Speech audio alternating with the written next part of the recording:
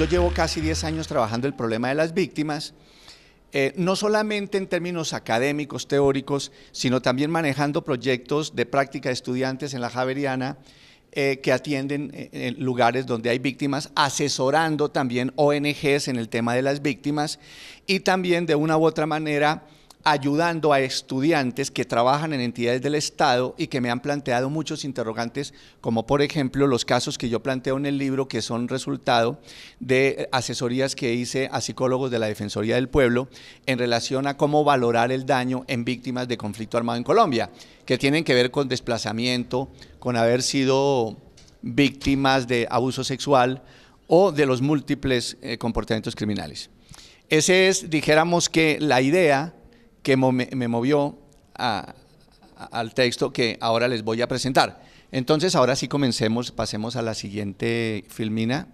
Este es un cuadro que ustedes conocen muy bien, que es un cuadro de Picasso sobre el horror de la guerra en España. Y lo que les quiero señalar es que el problema del conflicto, el problema de las víctimas, el problema de la reinserción, rehabilitación, el problema de adaptación que este país tiene que surtir si se llega a dar el proceso de paz, que ojalá se llegue a dar, es un desafío para la psicología.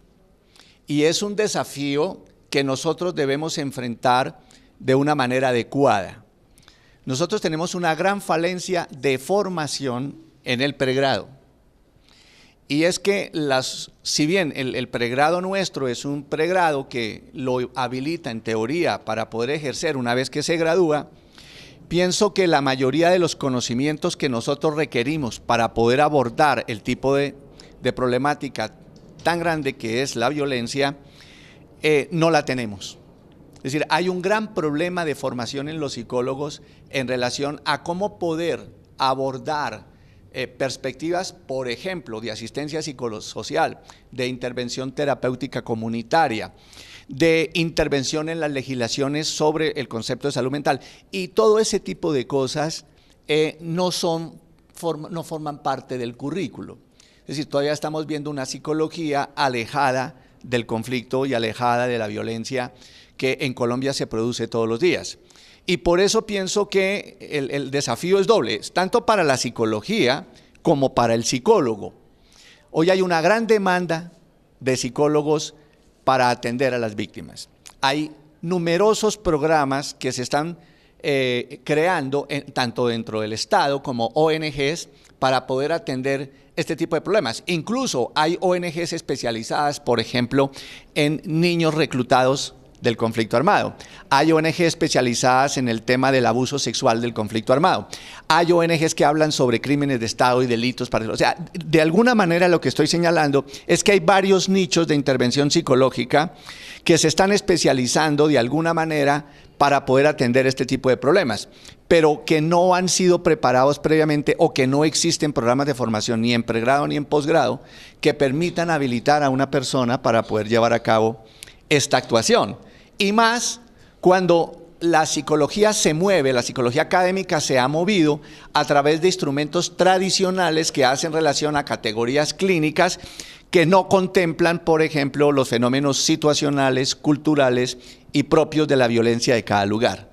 Encontramos, por ejemplo, que hay muchas categorías clínicas que psicológicamente pueden identificarse en términos de una categoría nosológica del DSM-3 o del CIE-10 o de cualquier instrumento, pero que sin el contexto y sin mirarlos desde lo que pasa en situaciones de violencia, el diagnóstico está equivocado. De ahí que, por ejemplo, Naciones Unidas haya publicado el texto del Protocolo de Estambul, que es un instrumento muy útil y que debe ser de estudio de todos ustedes, el Protocolo de Estambul, en donde se plantea cómo intervenir desde el punto de vista de la salud mental en términos médicos, psicológicos, psiquiátricos y de trabajo social para contemplar la particularidad de la violencia en cada lugar del mundo. Ahora tenemos aquí dos cosas que me parecen supremamente importantes, que ustedes deben contemplar. Y es, una cosa es el sufrimiento y otra cosa son las necesidades. Eso me parece supremamente clave. ¿A qué me refiero cuando digo sufrimiento? O sea, cuando yo digo sufrimiento estoy hablando de la respuesta emocional corporal total de la estructura humana ante un daño injusto o ante una acción criminal o ante alguna afectación producida por alguien de manera injusta contra una persona. Estamos hablando entonces de la manera como los seres humanos respondemos, nos emocionamos, pensamos, sentimos cuando somos víctimas de un delito grave o de cualquier tipo de delito. Eso me parece que es supremamente importante. Y aquí hay que hacer una aclaración, y es que no todo sufrimiento puede ser entendido como una patología. Es decir, los seres humanos emitimos respuestas o de alguna manera sentimos el impacto del crimen o de la violencia y producimos una serie de respuestas e intentos de interpretación que no necesariamente pueden ubicarse como categoría clínica en términos de que el sufrimiento se puede ubicar en una patología especial. El sufrimiento es una respuesta natural, inmediata, que los seres humanos damos ante el sufrimiento.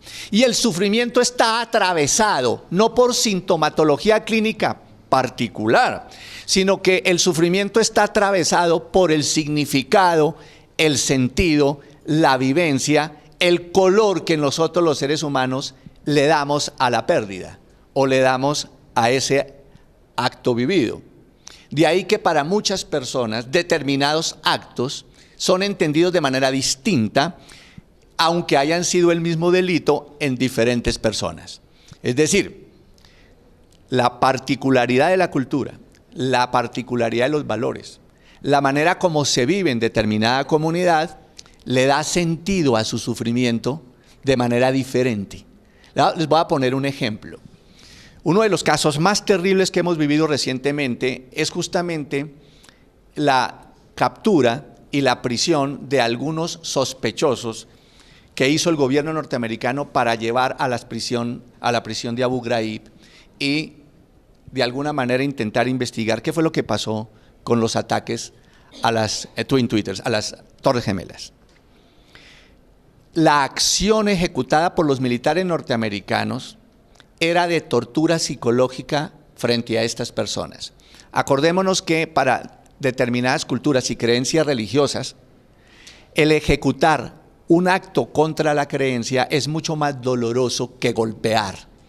Entonces, por ejemplo, desnudar a estas personas físicamente, quitarles la ropa, someterlos a vejaciones, por ejemplo, insultarlos, colocarles una venda o taparles la cara, desorientarlos, que son formas de tortura, estaban acompañadas de humillaciones frente al concepto religioso que ellos manejan.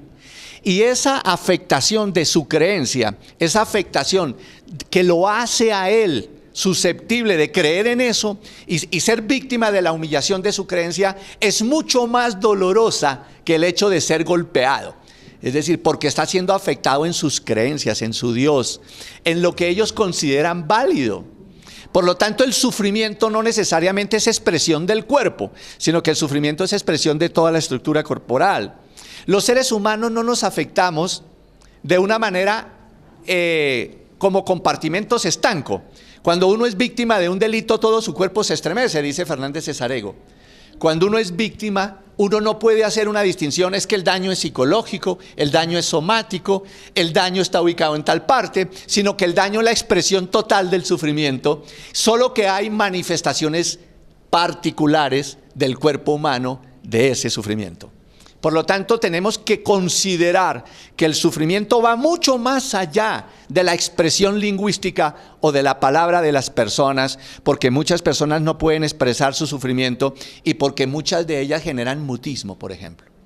Hay muchos casos que se han estudiado en el mundo de la victimización, sobre todo cuando hay guerras o cuando hay conflictos internos, en donde las víctimas han sido sodomizadas, abusadas sexualmente por varias personas o por varios militares o por grupos criminales que han producido respuestas de negación y de mutismo en las personas de tal manera que no vuelven a hablar. Y esa expresión del no hablar es mucho más visible y habla muchísimo más que si ella pudiera hablar. Lo que estoy diciendo. El sufrimiento puede ser, o de una manera entendido, no necesariamente como enfermedad, pero sí como una grave afectación. Es decir, el sufrimiento es una respuesta normal ante una situación anormal. El otro elemento es que nosotros los psicólogos tenemos una tarea. A mí me parece que es una tarea ética. Y es que nosotros somos los testigos directos del sufrimiento de las personas cuando nosotros vamos a atenderlas, cuando nosotros vamos a trabajar con ellas, cuando abordamos su sufrimiento y cuando intentamos intervenir en eso que llamamos terapia. Nosotros somos los directamente, dijéramos, testigos de ese momento. Conocemos lo que sucede, sabemos los intríngulis, las razones fundamentales y por lo tanto nos convertimos en eso, en defensores del derecho a la verdad que transmiten las víctimas. Porque cuando una víctima plantea su sufrimiento y narra su desgracia y cuenta su tragedia, está hablando de su verdad. Y la verdad de ella es una verdad que yo no puedo cuestionar. Nadie está autorizado ni para expresar el sufrimiento de las víctimas, ni para reemplazarlas, ni para ser su vocero. Las víctimas tienen la autoridad que su sufrimiento les otorga, y ese es un principio que se estableció en el siglo pasado. Es una frase de Walter Benjamin cuando hablaba sobre las víctimas. La víctima es o tiene la autoridad que le da su sufrimiento y es moralmente mucho más arriba que el criminal. Es decir, la víctima está ética y moralmente por encima del criminal, porque su sufrimiento es injusto y porque el criminal no ha contemplado la dignidad de la víctima. Por lo tanto, hacerle justicia a las víctimas, expresar su verdad y convertirnos en un canal de expresión de la verdad es una tarea de la psicología. Es decir, nosotros no podemos participar del hecho de considerar que la terapia pretende curar al sujeto, pero no hacer denuncia sobre lo que está ocurriendo. Tenemos una obligación social de señalar lo que pasa. Y lo que pasa se da a través de la verbalización y expresión de las víctimas, que se da a través de nosotros, que somos los testigos. Sigamos. El otro concepto con que me encontré y que me parece que los psicólogos deberíamos tener en cuenta es esto. Esta es una imagen perversa de hace muchísimos años, afortunadamente, y es del bombardeo con napalm que hacen los norteamericanos en la guerra de Vietnam. La niña que ustedes ven desnuda totalmente es porque su ropa se le ha derretido, porque el napalm quema el cuerpo y los Estados Unidos bombardeaban de manera brutal el pueblo para ganar una guerra, nada más que para eso. Y por eso están huyendo. Y esta niña hoy en día, con las cicatrices de lo que vivió, dicta conferencias en el mundo sobre la reconciliación. Hoy en día es una de las personas que anda por el mundo intentando señalar cómo deberíamos reconciliarnos y cómo deberíamos hacer una sociedad distinta y cómo de alguna manera eliminar ese problema de la guerra. Es la mayor expresión de lo que se llama la superación del sufrimiento. Y eso me permitió, ¿y por qué esta imagen la coloqué ahí? No solamente para señalarles a ustedes ese gran ser humano que es ella, superior a los victimarios, sino también por algo muy importante, por lo que dice el título. Y es que la salud mental hoy en día ya no es un ejercicio de intervención individual, sino que la salud mental se convirtió en un derecho humano. Es decir, hoy en día hay un derecho, y es el derecho a tener salud, y es un derecho que está obligado todo gobierno y toda sociedad decente a generar políticas, instrumentos, mecanismos, capacitar personas para intervenir de manera social y comunitaria y generar esa obligación que tiene el Estado de brindar la atención en salud como un elemento clave. Por eso en los mecanismos de justicia transicional se habla de la reparación integral.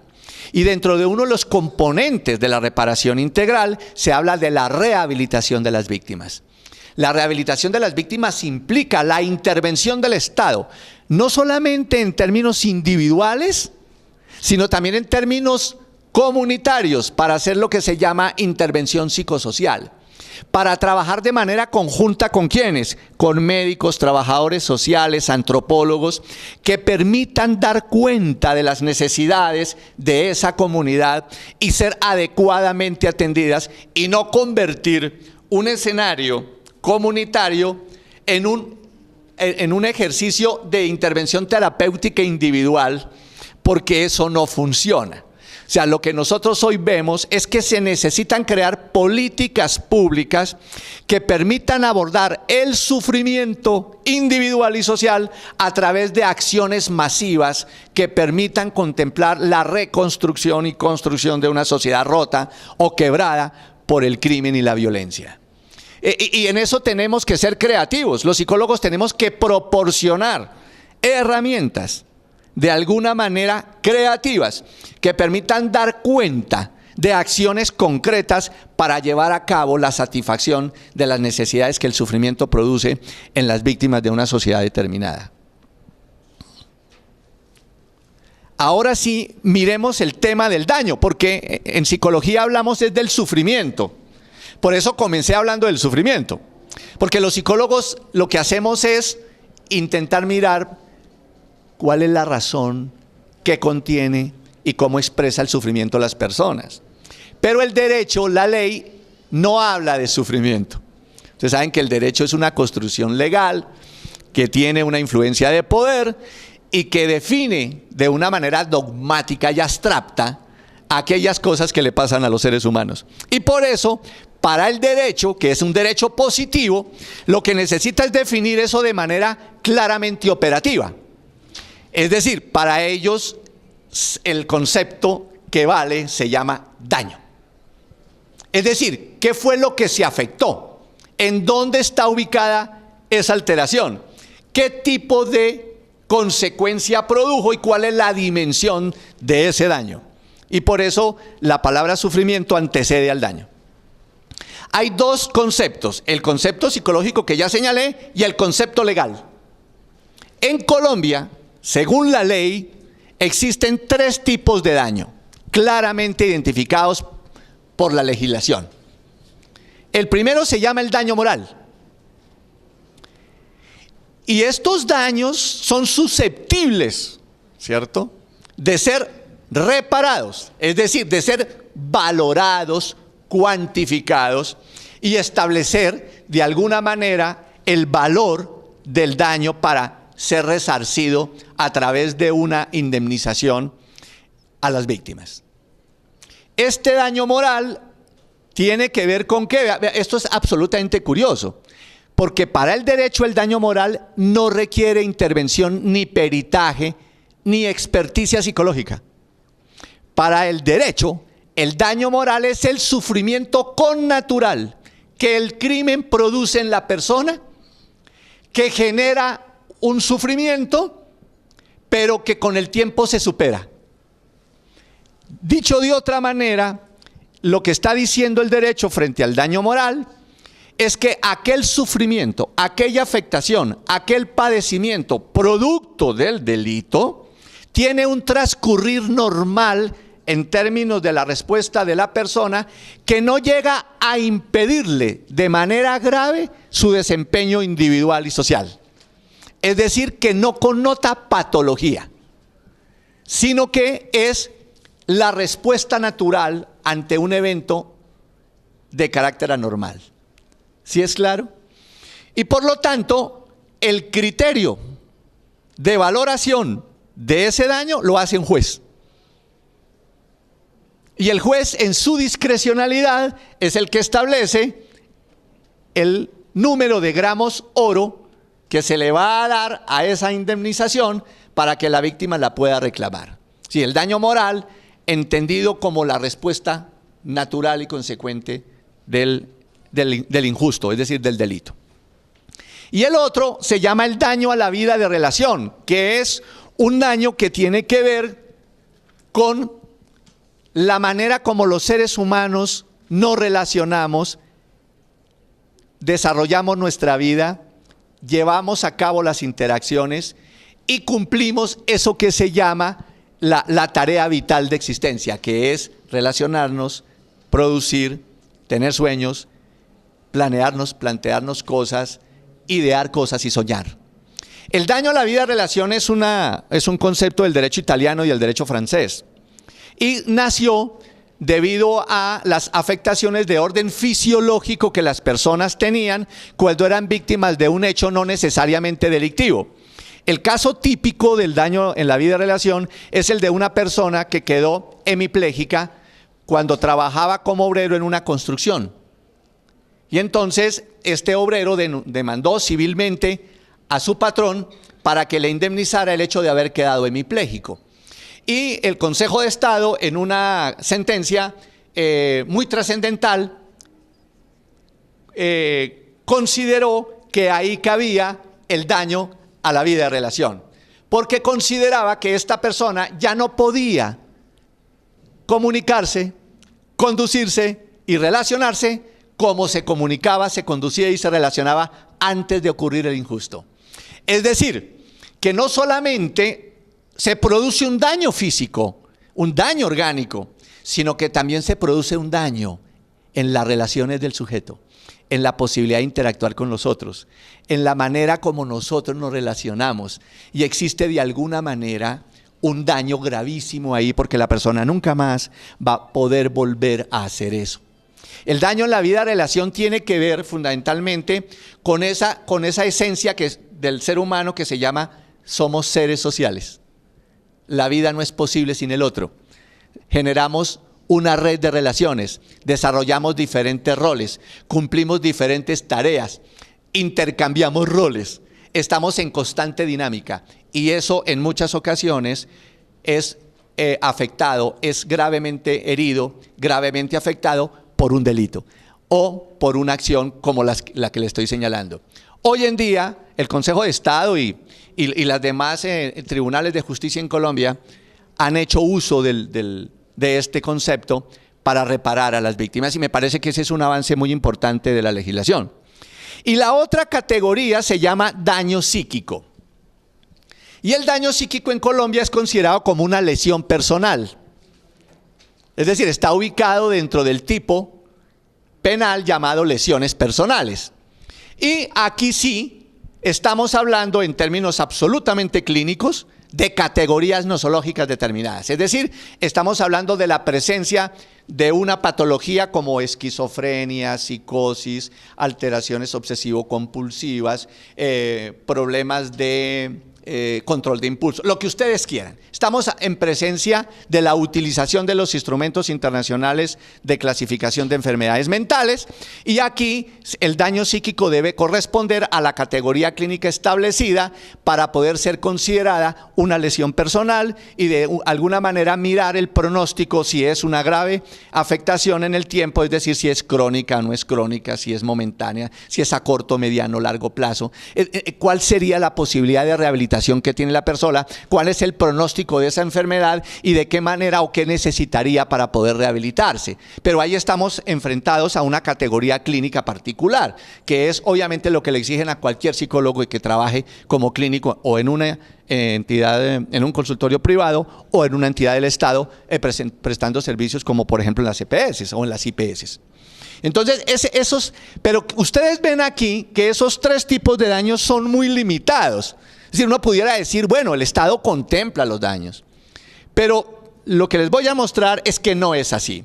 Es decir, necesitamos otra categoría y ahí pienso que los psicólogos tenemos que aportar. Es decir, el psicólogo tiene que intentar con lo que conoce, con lo que sabe y con sus intervenciones, aportarle a la ley y decirle que se requiere crear otra instancia que no sean estos daños, que también se ha reconocido como daño válido y es lo que yo he venido trabajando que se llama el daño al proyecto de vida.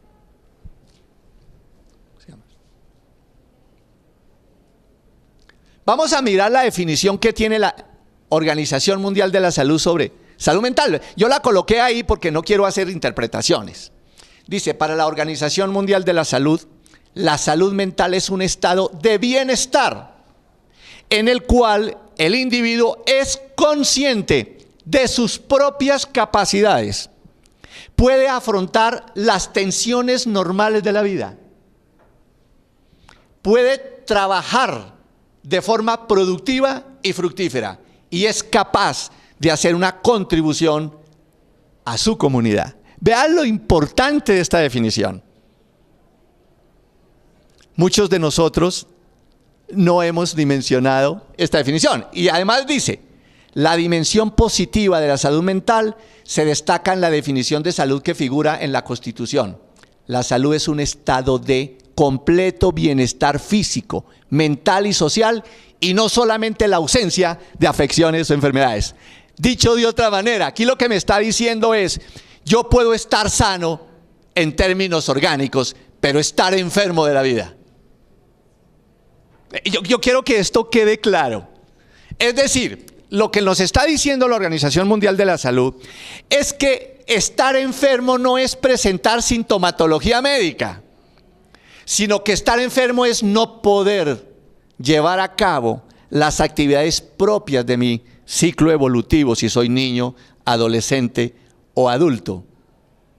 Es decir, que no tenga la capacidad de poder aportar como ser humano a la construcción de comunidad, de no ser capaz de poder contribuir al fortalecimiento de la familia, a las relaciones con mis amigos, a lo que nosotros llamamos la interacción con el otro. Ahí puede estar la enfermedad. Y yo pienso que es por ahí por donde se afecta la vida de las personas que han sido victimizadas por un conflicto armado. Ignacio Martín Baró y Joaquín Samayoa, que fueron los que trabajaron este tema inicialmente en América del Sur, en América Central, con el conflicto en El Salvador, señalaban que la mayoría de problemas psicológicos que se presentan en una sociedad víctima de un conflicto armado son la expresión de la enfermedad de la sociedad y no la expresión individual de una sintomatología propia del sujeto.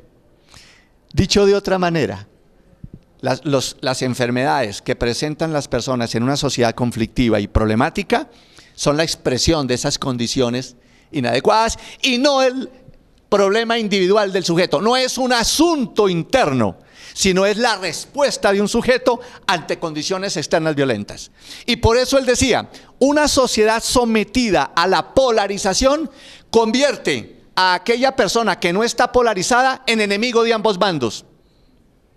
Y una sociedad víctima del miedo y de la imposición arbitraria de la violencia considera el callarse y el no hacer nada como una acción válida. Y por eso las sociedades quedan inactivas y por eso no se hace nada para evitar el sufrimiento o luchar contra la violencia, porque quedan atadas y amarradas a eso que se llama el miedo. Y por eso se crea una concepción que se llama la paranoia colectiva. ¿Y la paranoia colectiva en qué consiste? En que yo creo que me van a hacer daño, en que todo lo que yo vaya a hacer va a ser sancionado, que yo no sé de dónde viene el que me va a hacer el mal. Y comienza la gente a pensar que el mal es mucho más cercano a lo que yo pensaba cuando estoy en una sociedad libre y plena de derechos. Ese es un elemento que me parece importante. Y dice también, este concepto amplía la dimensión de la salud hacia una concepción de bienestar que va más allá de no padecer una enfermedad y se extiende a la satisfacción de necesidades que están relacionadas con la materialización de los derechos humanos, como la democracia y la libertad, principios fundamentales de nuestra época. Enrique Dussel, el filósofo argentino que es profesor de la UNAM, que tuvo que huir de Argentina en la época de las dictaduras militares, decía, un pueblo decente, una sociedad decente, es aquella donde cada uno de los miembros de esa sociedad puede tener sueños y los puede alcanzar. Esa es una sociedad decente. Pero una sociedad en donde los sueños son imposibles, en donde la vida es conflictiva, en donde la violencia hace su ejercicio de intimidación y en donde no es posible expresar eso que la democracia llama la ampliación del radio de libertades, es una sociedad enferma, es una sociedad afectada y no necesariamente se expresa a través de los instrumentos de medición de conductas que se llaman patologías, sino que se convierten en hábitos y estructuras del hacer diario que justifican y constantemente mantienen la violencia. Sigamos. Miremos entonces el tema de la violencia política y el daño. Lo que primero tenemos que entender es que la violencia política atenta directamente y va dirigida a la cultura, a las formas de relación, a las creencias. Es decir, no pretende ir contra determinado sujeto en particular, sino que la violencia política lo que apunta fundamentalmente es a destruir formas del pensar, a deshacer significados y sentidos. La violencia política atenta contra el tejido social, es lo que estoy diciendo. La violencia política pretende eliminar la disidencia, patologizar al contrario, convertirlo en enemigo para justificar su eliminación. Eso es lo que se pretende. Y por eso François Cirone, y más adelante les voy a decir, habla de la violencia intencional. Y aquí dice, la herida que afecta a las personas ha sido producida socialmente, es decir, que sus raíces no se encuentran en el individuo, sino en la sociedad. Y ve que su misma naturaleza se alimenta y mantiene en la relación entre el individuo y la sociedad a través de diversas mediaciones institucionales, grupales e incluso individuales. Eso se llama trauma colectivo. Es decir, hoy en día sabemos que hay sociedades enteras traumatizadas, enfermas, que producen mecanismos adaptativos que en ocasiones no son los adecuados y que profundizan o que se interrelacionan en la estructura de las redes sociales, manteniendo de una u otra manera por criterio adaptativo esas condiciones de violencia. Y por eso hay muchas creencias y explicaciones de corte racional o intentos explicativos por decir que la violencia es válida. En Colombia, desafortunadamente, en esta sociedad tan polarizada, hemos creído que hay muertos que valen la pena producir y que hay otros que no.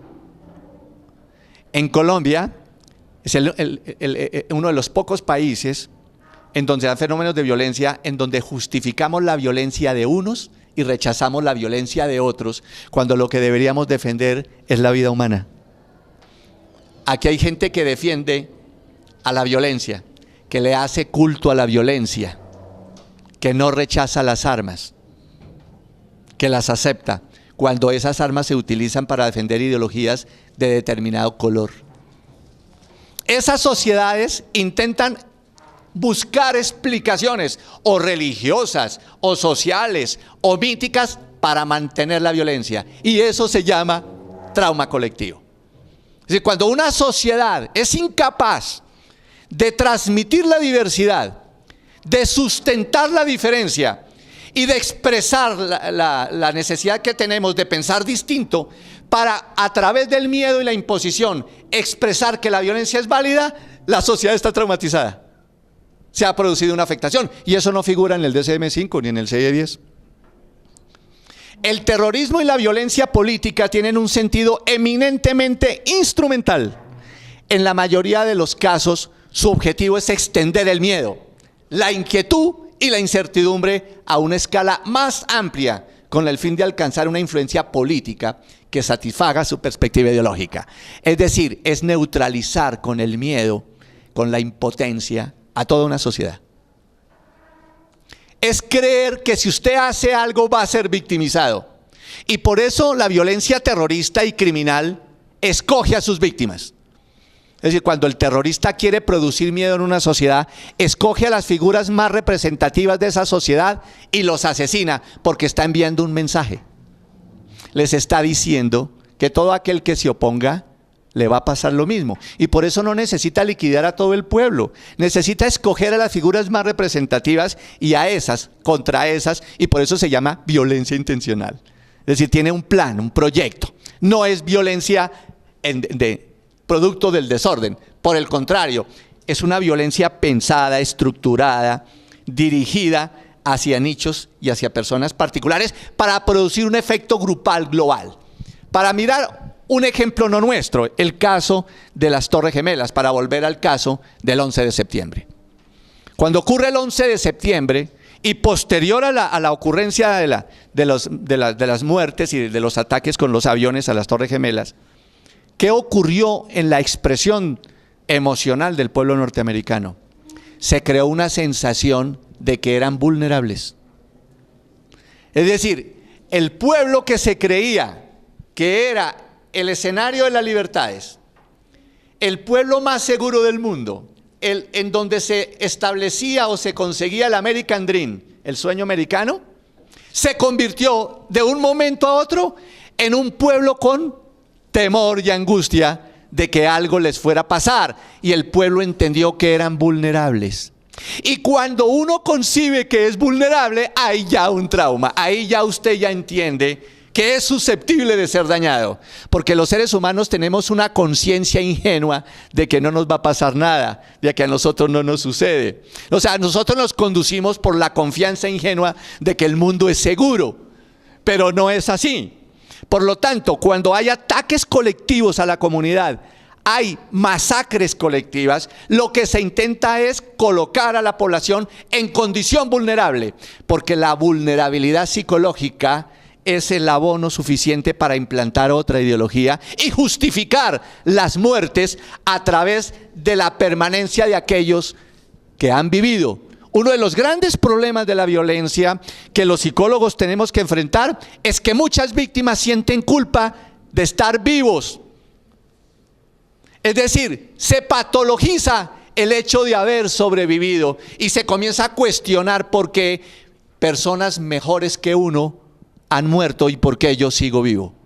Y eso se convierte en un sufrimiento, y por eso las comunidades tienen que hacer duelos culturales, porque tienen que enterrar a aquellos que fueron representantes, líderes, que guiaron a esas comunidades, porque es como si los hubieran matado a ellos.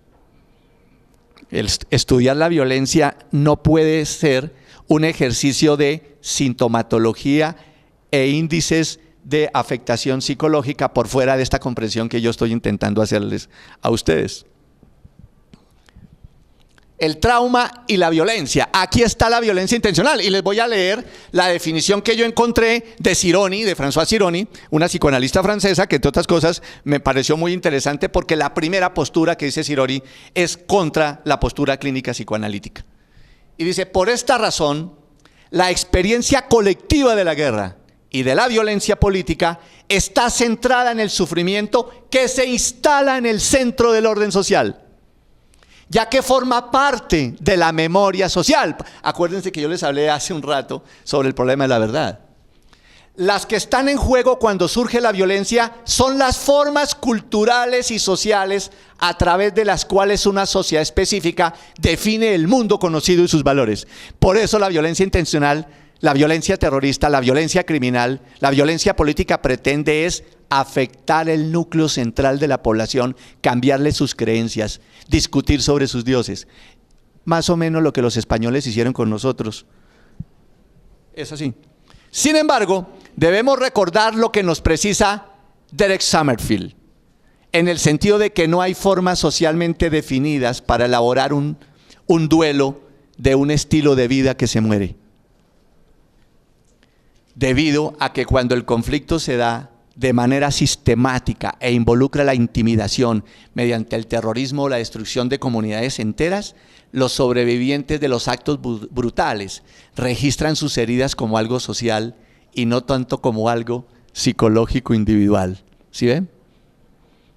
Es ahí. Y por eso yo pienso que los psicólogos tenemos que salir del consultorio, porque se nos va a caer la pared y no nos vamos a dar cuenta. Se nos va a caer el techo y no nos damos cuenta.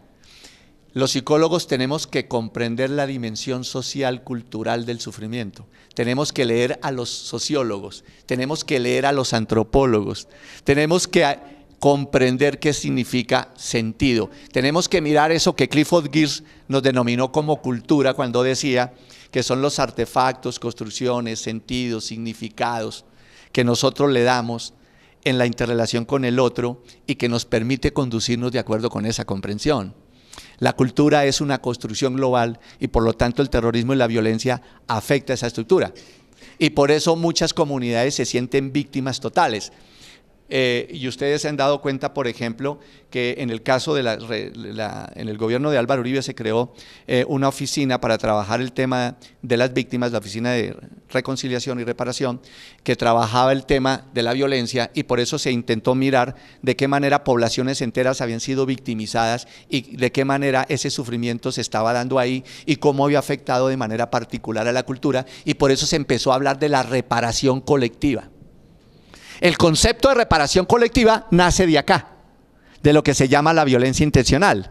Es decir, ¿cómo hacemos para reparar a esa comunidad y reconstituirla desde sus raíces culturales, desde sus mitos, desde sus creencias y de todo aquello que hacía de la vida comunitaria muy singular en ese lugar?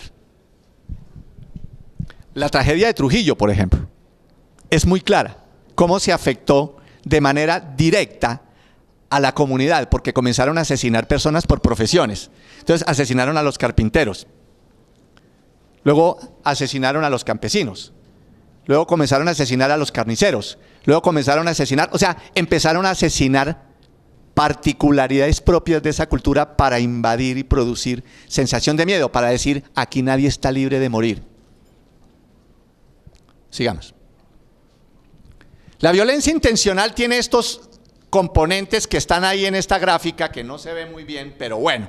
Primero, lo que quiere generar la violencia intencional es crear una confusión moral. ¿Qué quiere decir crear confusión moral? Confusión moral es que la comunidad no puede entender cuando hay violencia qué es bueno y qué es malo. O sea, crear la incertidumbre sobre si lo que yo creo realmente era moral o no. Absolutamente terrible, porque se instala en las raíces éticas de las personas. También amenazas hacia la vida que hacen que la vida se vuelva impredecible. Es decir, que yo no pueda afirmar que voy a seguir viviendo, sino que no sé cuándo voy a morir. Es decir, la idea de la muerte se acerca. Y si bien es cierto, como decía Sartre, que uno nace para morir y que eso genera una angustia, también es cierto que los seres humanos vivimos como si fuéramos eternos. Es decir, no contemplamos la idea de morir constantemente. Y cuando la idea de morir se aparece de manera constante, eso se produce y se genera un sufrimiento. Es decir, no es entendido como algo normal. Es decir, hay una afectación profunda del concepto de la sobrevivencia. Y hay una afectación en lo social, porque usted ya no sabe cómo relacionarse. Y usted no sabe si con el que se relaciona es sospechoso o no lo es, de qué lado está, qué pudiera decir, porque aparece la idea de que hay alguien mirando y observando qué es lo que usted va a decir para mirar la consecuencia que eso produce. Eso genera un temor absoluto. Y por eso ustedes se encuentran que en la mayoría de lugares donde el paramilitarismo cometió masacres, la gente no denunciaba, la gente no decía nada. No era que no tuvieran conciencia, no era que no les valiera la vida, no era que fueran seres incapaces, ni aplicarles un test de inteligencia para ver qué tenían, no. Era que estaban imbuidos por el miedo, y los seres humanos cuando tienen miedo prefieren vivir a tener que buscar justicia. Eso es cosa totalmente entendible. Y también nosotros lo que tenemos que mirar es que todos esos procesos de relativización de los valores se comienzan a dar. Es decir, lo que en esa comunidad era válido comienza a relativizarse, es decir, comienza a perder valor. Es decir, aquellos factores que hacían de la comunidad adherentes sociales, ligadores sociales, o sea, el pegante social comienza a resquebrajarse y las personas comienzan a pensar que eso que ellas hacían ya no es válido porque la violencia se los ha castigado.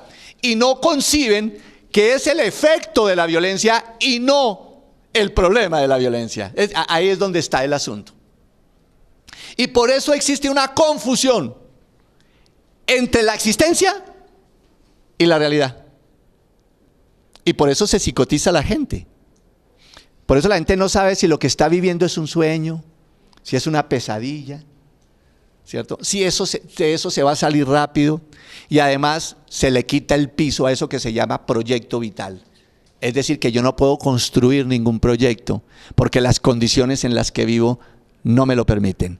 y entonces tengo que solamente sobrevivir. Es decir, tener vida, pero no poder vivir, que son dos cosas absolutamente distintas. Una cosa es tener vida y otra cosa es vivir dignamente.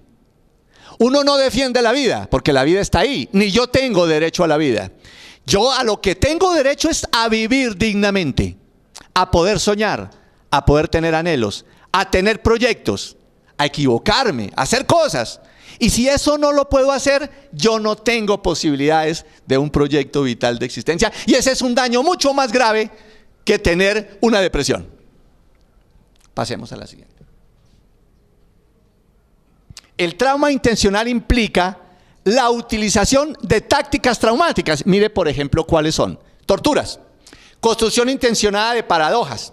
¿Con el fin de qué? De afiliar, desculturizar y deshumanizar. Es decir, la idea es producir un cambio, una transformación o modificación del ser de esa cultura. Vea que el violento tiene claro eso. Si yo cambio la estructura cultural de una sociedad, yo cambio a todos los que están ahí.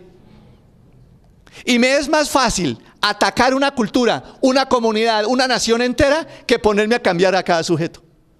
Y por eso las acciones son dirigidas a destruir ¿qué? Las creencias, los mitos. Y por eso atacan las iglesias, por ejemplo. Y por eso atacan la memoria. Y por eso ustedes saben que cuando tumbaron a Saddam Hussein, los soldados norteamericanos y la turba enardecida a favor de los norteamericanos comenzaron a destruir los museos más importantes del mundo, a dañar en la memoria, porque representaban una victoria y había que destruir todo aquello que formara parte de aquel dictador que estaba ahí.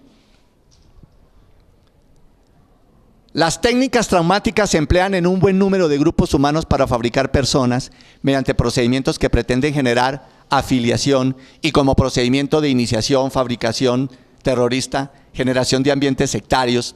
Por ello, la utilización de golpes, privación de alimento y del sueño, adoctrinamiento ideológico, transgresión de los tabús de las creencias religiosas son útiles tanto para la formación de policías como para la formación de terroristas. Es exactamente lo mismo. O sea, no hay distinción. Esto de la violencia es mucho más grave de lo que nosotros imaginamos. Y no lo hacen personas ineptas con enfermedades mentales, lo hacen personas muy brillantes con intencionalidades graves para producir daños en las comunidades. Y por eso el pueblo colombiano, víctima de violencia por más de 50 y 60 años, o yo diría que toda la historia, conestamos y pensamos y no hacemos nada, porque somos un pueblo absolutamente dominado por el temor y porque no hacemos estudios sobre eso. Una vez alcanzada la iniciación exitosa, es decir, una vez que usted ya tiene ideologizado o lavado el cerebro del terrorista como del policía, el trauma ha logrado desasociar a los interesados de los tipos de vínculo o de los grupos de pertenencia. Por eso muchos niños que ingresan a la guerrilla los obligan a matar a su mejor amigo cuando cometen un problema, porque lo que quieren es romper la relación. Le dice: usted no va a volver a ver nunca a su mamá, ni a su papá, porque la patria suya y su papá es las FARC o son los paramilitares. Porque lo que intentan es destruir los lazos que hacen al sujeto persona para deshumanizarlo y convertirlo en una máquina de matar. Y muchos de ellos los vamos a tener que atender porque del conflicto van a venir muchos de ellos. Cuando fracasa el proceso de iniciación, la sintomatología es la típica del trauma intencional: confusión, pérdida del sentimiento de la propia identidad, psicosis traumática, síndromes de influencias pasajeras, trastornos de la personalidad, etc. Es decir, aparece toda la sintomatología. Pero si yo no entiendo el proceso, si yo no lo comprendo, si yo no miro cuál es la intencionalidad, voy a quedar absolutamente descontextualizado. Voy a quedar haciendo una intervención terapéutica que se llama, en términos de François Cironi, maltrato teórico. ¿Qué quiere decir el maltrato teórico? Que utilizo teorías psicológicas para explicar una sintomatología que no tiene nada que ver con la violencia. Entonces empiezo a creer que es que el niño fue traumatizado en la infancia y entonces por eso tiene esa paranoia. Cuando se le ha olvidado que es el hijo de la violencia y que ha tenido una serie de historias que lo hacen pensar así. Sigamos. ¿En qué consiste entonces reparar el daño? Este es un concepto absolutamente clave, muy interesante. Consiste, primero, en restituir a la víctima lo que se le quitó. Primero. Segundo, en valorar el daño en términos económicos, que se llama indemnización. Tercero, en satisfacer las necesidades que ese crimen produce. Acción directa. Cuarto, rehabilitar a las personas, brindarles intervención social, comunitaria, individual y terapéutica. Y el Estado está obligado a brindar o a proporcionar las garantías de no repetición del hecho. Por eso el concepto de reparación integral es muy amplio. Yo no me voy a extender porque si no, aquí terminaría a las 5 de la tarde. Lo que les quiero decir es que este concepto hay que trabajarlo. La Corte Interamericana de Derechos Humanos ha dictado sentencias donde condena a Colombia a indemnizar, a reparar de manera integral a las víctimas, haciendo una mirada de reparación, como su nombre lo dice, integral. Y no solamente con un criterio económico de darle una miseria de dinero o una cantidad excesiva de dinero por las muertes, porque la vida humana no tiene valor. O sea, usted no puede decir cuánto vale un ser humano. Toda indemnización en términos del derecho es fundamentalmente simbólica. Y se hace con el fin de aliviar el sufrimiento, de proporcionarle unos ingresos a la persona para que pueda satisfacer sus necesidades. Pero no es la expresión del valor de la persona. Yo no puedo hacer eso. Y por eso el concepto de reparación integral implica más cosas. Implica hacer más cosas. Es una concepción mucho más fenoménica. Sigamos. Esto ya lo señalé. Esto es un problema de la evaluación clínica. Sigamos. El daño al proyecto de vida. Entonces, ahora sí vamos a hablar del daño al proyecto de vida. Pues, dice, atiende a la realización integral de la persona afectada, considerando su vocación, aptitudes, circunstancias, potencialidades y aspiraciones que le permiten fijarse razonablemente determinadas expectativas y acceder a ellas. A ver, esos somos los seres humanos. O sea, un ser humano no es porque trabaja o estudia.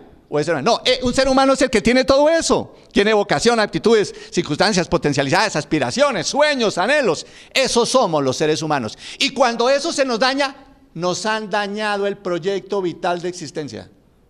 Esa es mi categoría, esa es la que yo he ideado, esa es la que he venido trabajando. Y le pido a ustedes que me ayuden a construirla, porque esto no es una idea mía. O sea, yo no pienso que las ideas son de las personas, son resultado de las emergencias que las sociedades plantean. Para Fernández Cesarego, que es un jurista que yo admiro muchísimo, un jurista peruano, dice, va más allá de la pérdida de oportunidades, que es lo que plantea el daño a la vida de relación.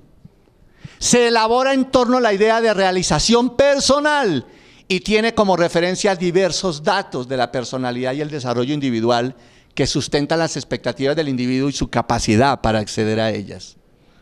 Es más amplio.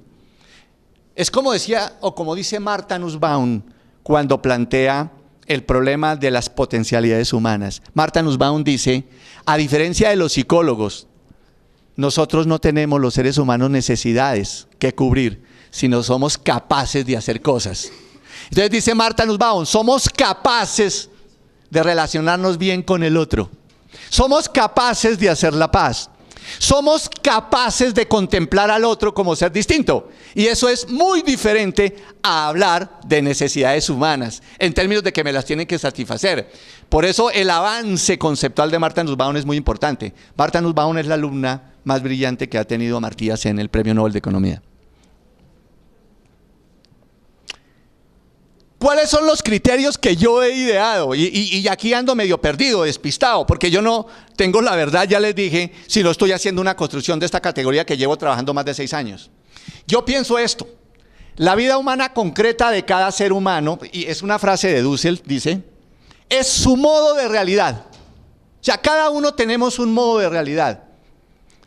El ser humano viviente constituye lo real como posibilidad de vivir. Y es el criterio de verdad que a su vez fundamenta su subjetividad. Es decir, nadie me tiene por qué decir que mi proyecto de vida es falso. Es válido para mí. Lo que yo anhelo para mí es válido y esa es mi verdad. Y nadie tiene por qué decirme que esa verdad no es cierta. ¿Sí es claro? De esta manera la vida humana no es únicamente sobrevivencia física, o corporal, o biológica. Es vida humana, cultural, histórica, religiosa, mística y social. Es todo lo que nos hace seres humanos. El sufrimiento, por lo tanto, está ubicado en todo su cuerpo y afecta la relación con el mundo en el que vive. Es desde su condición de existencia real y concreta que el ser humano construye su vivir y su subjetividad. Absolutamente bello esto. Es la mejor expresión de los seres humanos. Está hablando del ser capaz de, y no del ser de la satisfacción de. Está hablando de un ser capaz de hacer el mundo. Estamos hablando de un ser que propone, de un ser que construye su vida, pero que la violencia se la quita. Sigamos. ¿Cuáles son los criterios para la valoración del daño al proyecto de vida? Que esto es finalmente lo que les quiero decir. Los componentes esenciales para la valoración del daño al proyecto de vida deben contemplar aspectos tales como la experiencia personal relativa a los eventos vitales de su historia personal y de su historia colectiva. Es decir, ¿quién es usted? ¿Qué lo constituye? ¿Por qué es un sujeto social? ¿Qué lo hace ser partícipe de una comunidad? Es eso. La experiencia, las preocupaciones vitales que acompañan su vida. ¿Qué es lo que le preocupa en su vida? ¿Cierto?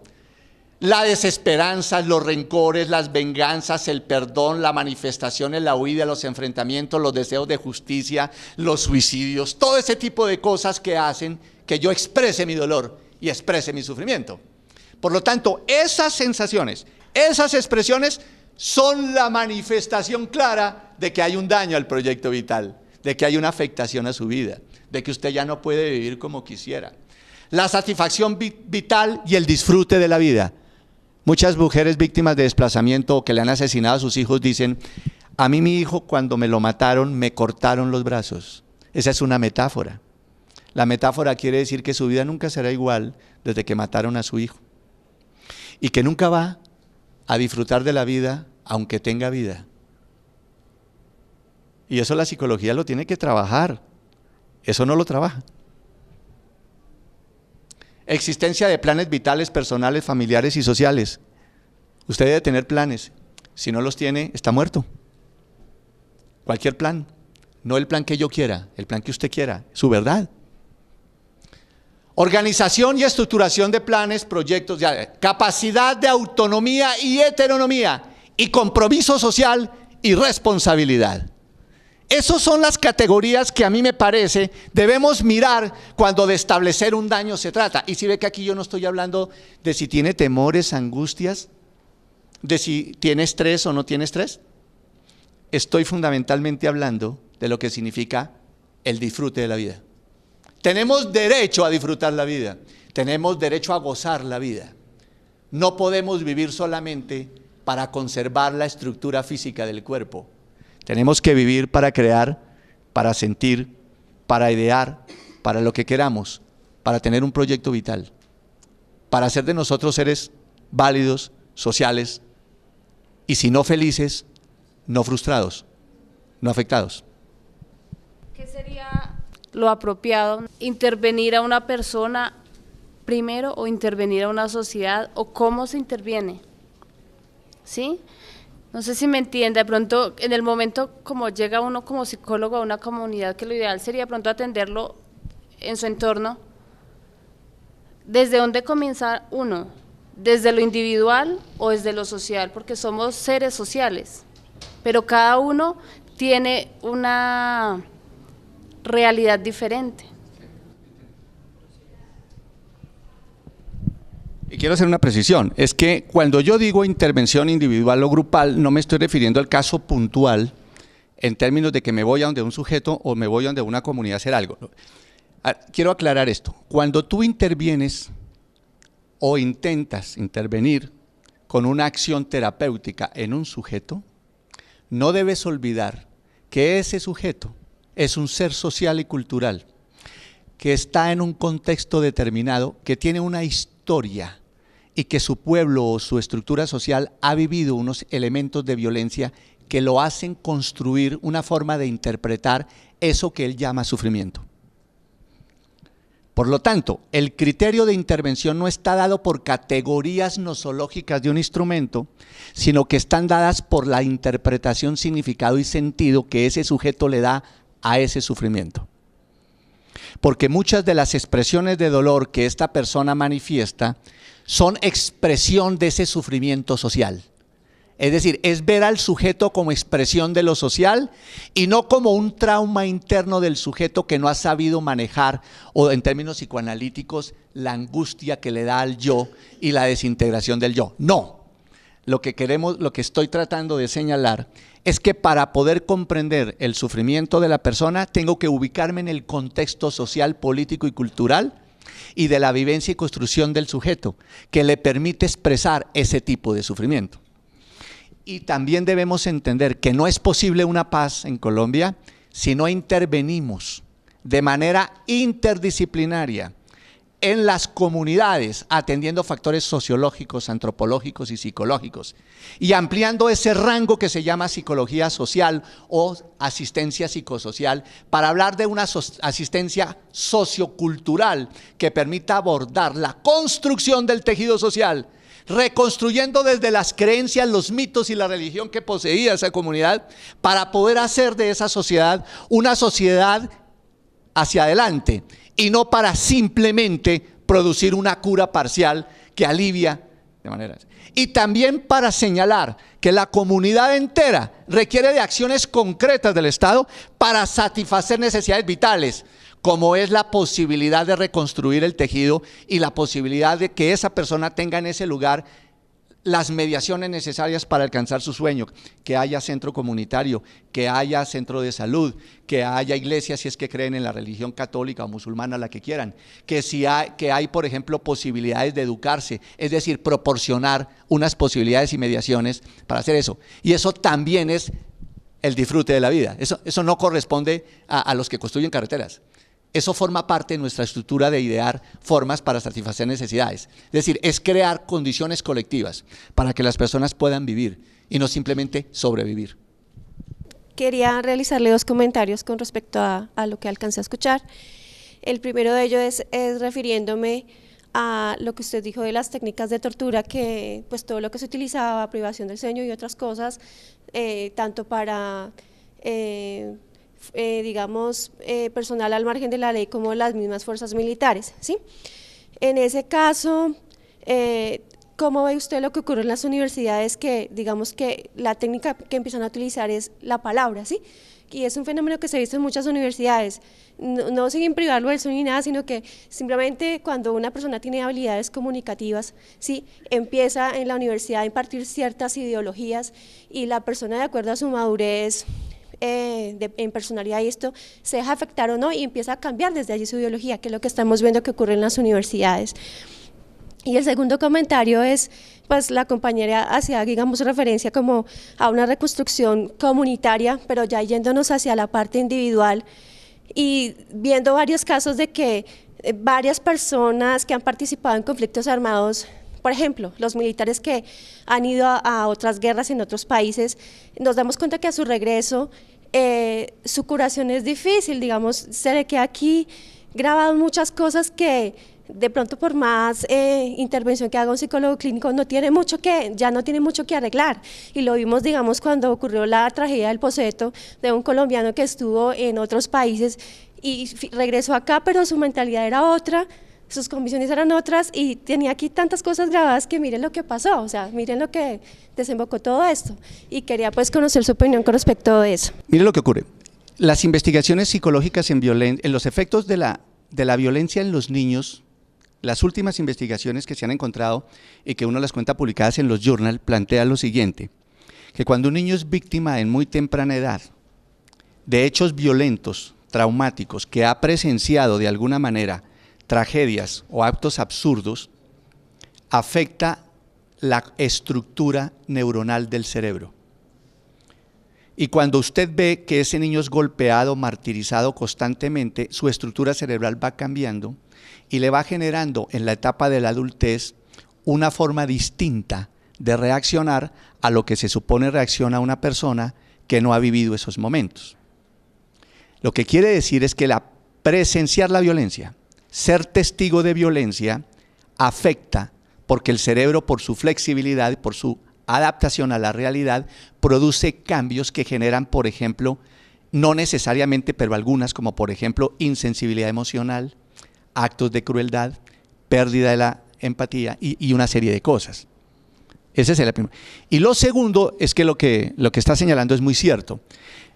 La psicopatología de la guerra, incluso hubo una escuela muy importante que se llamó así, la psicopatología de la guerra, producto de los análisis que se hicieron y los estudios con con militares que habían ido a combatir en otras guerras, se encontró que muchos de ellos tenían una patología denominada trastorno por estrés postraumático.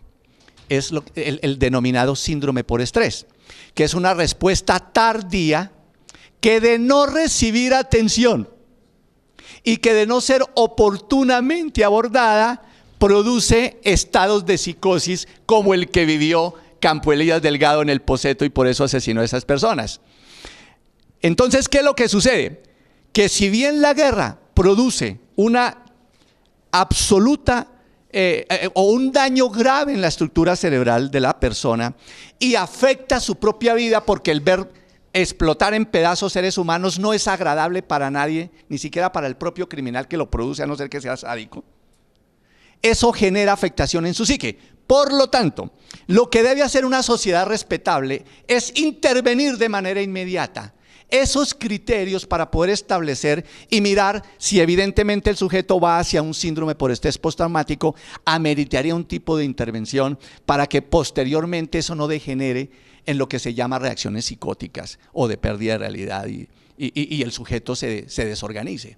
Entonces, me parece que se necesita crear un mecanismo de salud mental comunitario, de salud mental social, para que se puedan abordar ese tipo de casos. Y en relación con la primera pregunta, esa sí que es bien difícil, porque no hay remedio para eso. Es decir, no podemos impedir que alguien que tenga capacidad comunicativa pueda vehiculizar o transmitir un ejercicio ideológico para convencer a las personas. Yo pienso que lo único que se puede hacer es plantear una postura ética ante el ejercicio de la docencia. Porque la docencia no puede ser un ejercicio completamente ajeno a la postura ética. Y por eso cualquier docente que se respete y que sea ético debe plantear las distintas posturas, diciendo esto lo dice fulano, esto lo dice sutano y esto lo digo yo. O sea, el alumno debe tener la posibilidad de ver que hay personas que piensan de manera distinta. Pero lo que no se puede hacer como docente es intentar hacerle creer a las personas que lo escuchan que lo que uno está diciendo es la verdad. Ese es el problema. ¿Y eso parte de qué? Yo pienso que, como dijo un policía francés en el siglo XVIII, dijo, las sociedades tienen los policías y los criminales que se merecen. Entonces nosotros estamos en un proceso evolutivo, ¿cierto?, de crear conciencia, y entonces vamos a tener los maestros que nos merecemos y los estudiantes que nos merecen en un largo tiempo. Yo quisiera saber el papel del psicólogo en esa reconstrucción, cómo hacemos o cómo somos capaces de volverle todas esas raíces que él ha perdido, pero al mismo, o esas raíces, o más bien toda la parte de sus arraigos, de esa parte del arraigo que es tan importante, o sea, porque es muy fácil yo reconstruir y yo manejar toda esa parte de material y volver hacia él y intentarle, como usted decía, de una u otra manera que su calidad de vida cambie de pronto con lo que el gobierno le puede dar, pero la parte de sus arraigos que él ha perdido, cuando usted comentaba de los bombardeos que hicieron, que toda su parte histórica se ha perdido. Entonces, ¿cómo yo le devuelvo a él y cómo hago para que él entienda que sus arraigos todavía siguen importantes para su vida y que a partir de ahí él puede seguir reconstruyéndose? Sí, no, chévere la pregunta. A mí me encantan ese tipo de preguntas que me ponen a trabajar. Mire, la violencia intencional, si tú me comprendiste, ataca la legitimidad de la creencia. Es decir, la tortura es eso, ¿cierto? Usted coge a un sujeto y lo tortura, le dice ¿cuánto es 2 por 1? Y el sujeto le dice 2, entonces lo golpea. Y vuelve y le pregunta, ¿cuánto es 2 por 1? Y él dice pues 2, y vuelve y lo golpea. Y a la tercera vez le dice ¿cuánto es 2 por 1? Él comienza a dudar, él comienza a decir no sé. Pues no sé, ¿no? Diga cuánto es, uno dice 4 y lo golpea. Entonces dice ya sé que 2 por 1 no es 2 ni es 4. Me quedan 5, 6, 7, 8. Y empieza al azar, ¿cierto? Y lo golpea en todas las respuestas, hasta que llega un momento en que él le dice, ¿cuánto es 2 por 1? Lo que usted me diga. ¿Sí es claro? Ahí, cuando usted ya tiene ese terreno, usted le impone, dice, 2 por 1 es 80. Y usted empieza a creer que 2 por 1 es 80 y sale a decir que 2 por 1 es 80. ¿Qué es lo que ha hecho la violencia? Lo que la violencia ha hecho es invalidar su creencia. Por lo tanto, terapéuticamente lo que hay que hacer es retornarle la validez, hacer lo posible para que el sujeto pueda recuperar la validez de lo que creía. Es decir, empezar a señalarle que eso en que él creía es válido, que eso en que él creía sigue vigente, que esa idea que tenía de Dios o de lo que fuera es válida, que lo que está creyendo ahora y la duda que tiene es impuesta por el victimario, que era un ejercicio intencional para destruirlo y que él toma la decisión de seguir creyendo o no, pero que no le produzca sufrimiento, porque el problema no es implantarlo o no implantarlo, sino que no le produzca sufrimiento. Yo no estoy diciendo que la psicología tenga las herramientas para hacerlo, pero si yo tengo eso ahí, yo voy a diseñar algo, voy a inventar algo, voy a crear algo. Tenemos que crear mecanismos que sean útiles. ¿Por qué? Porque lo que pasa es que cuando usted destruye una creencia, crea un nuevo sujeto y ese nuevo sujeto modula otras creencias. ¿Ve? Y eso depende de qué, del tiempo vivido, del grado de violencia ejercido, del tipo de persona que era, del lugar donde está. O sea, depende de muchos factores. Y ahora, hay muchas cosas que la psicología no puede resolver. A nosotros nos han hecho creer que los psicólogos arreglamos todo y por eso me parece grave la palabra terapeuta, porque es tomada de la medicina, es como si enderezáramos algo. No, nosotros somos especies de personas que ayudamos a los demás sujetos a constituirse como mejores personas, pero no somos los que determinamos la vida de los otros. Somos alguien que está ahí para hacer que la otra persona pueda conducir su vida con la ayuda de nosotros.